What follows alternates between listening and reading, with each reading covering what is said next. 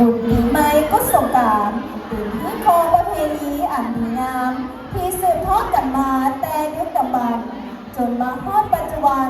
พวกเราลูกหลานพร้อมแล้วที่จะสืบสานตำนานนางสังขารพิธีประเพณีบุญก็สงกรานต์เพื่อเป็นการเฉลิมฉลองปีท่องเที่ยวลาว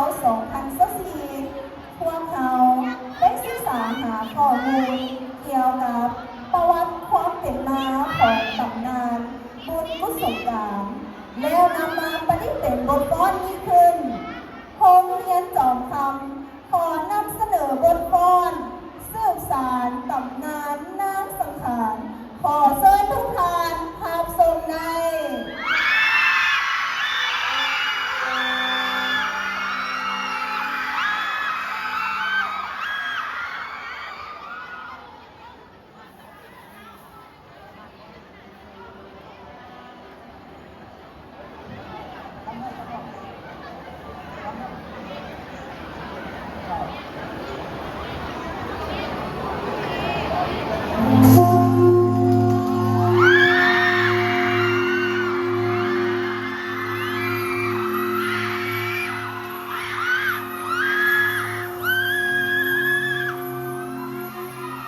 นางสังขารพันจิต